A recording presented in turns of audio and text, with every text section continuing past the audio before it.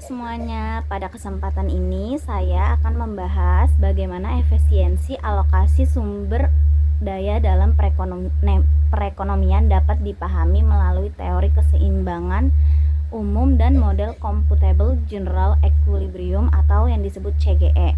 Pembahasan ini juga saya hubungkan dengan temuan observasi di lapangan serta hasil wawancara yang saya lakukan secara sederhana.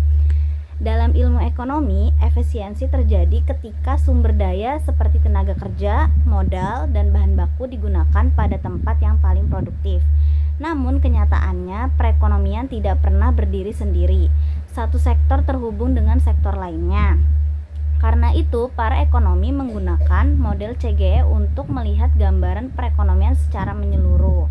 Model ini dibangun dari Social Accounting Matrix atau SAM yang memuat hubungan antara rumah tangga, perusahaan, pemerintah, dan sektor luar negeri. Dengan model tersebut, kita dapat melihat bagaimana perubahan kebijakan, harga, atau permintaan dapat mempengaruhi berbagai sektor secara bersamaan. Untuk memahami bagaimana teori dan model tersebut muncul dalam kehidupan nyata, saya melakukan observasi di salah satu sentra UMKM minuman dan makanan di daerah saya. Dari sana saya menemukan beberapa hal yang relevan dengan konsep efisiensi alokasi sumber daya.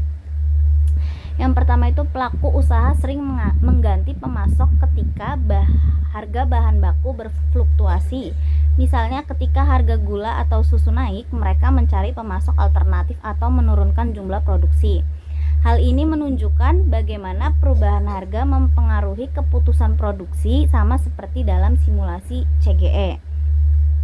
Kedua, banyak UMKM memanfaatkan tenaga kerja paruh waktu pada jam-jam ramai. Mereka menambah pekerja, tetapi pada jam sepi mereka mengurangi tenaga kerja. Ini menjadi contoh bagaimana usaha mengoptimalkan biaya tenaga kerja agar tetap efisien. Yang ketiga itu, kenaikan harga energi seperti LPG membuat pelaku usaha membatasi jumlah produksi pada hari tertentu. Fenomena ini sesuai dengan hasil pemodelan yang menunjukkan bahwa kenaikan harga energi dapat menurunkan output sektor produksi. Keempat, interaksi antar sektor terlihat sangat jelas. Ketika harga bahan baku dari sektor pertanian naik, sektor makanan dan minuman langsung terdampak. Harga jual meningkat, profit margin turun, dan konsumsi rumah tangga ikut berubah. Selain observasi, saya juga melakukan wawancara singkat dengan beberapa narasumber, yaitu pemilik UMKM, karyawan, dan konsumen.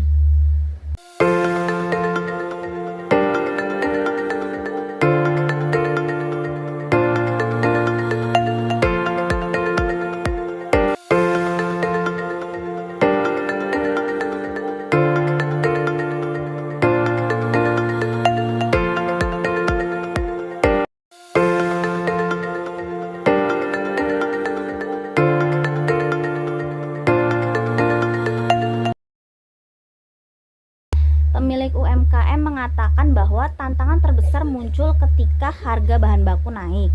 Mereka biasanya mengurangi jumlah produksi, mencari bahan baku pengganti yang lebih murah, atau menaikkan harga jual sedikit demi menjaga konsumen agar tidak pindah ke produk lain.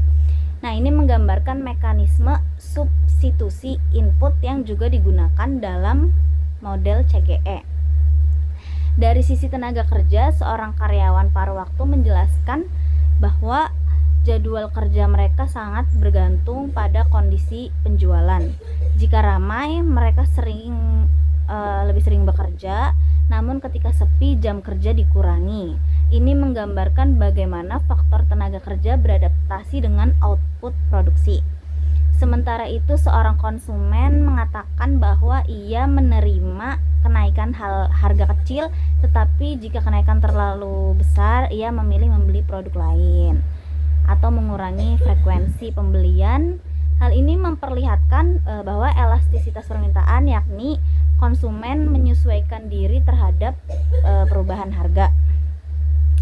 Jika kita menghubungkan teori hasil pemodelan, observasi, dan wawancara, maka terlihat jelas bahwa mekanisme harga menjadi penentu utama dalam keputusan ekonomi.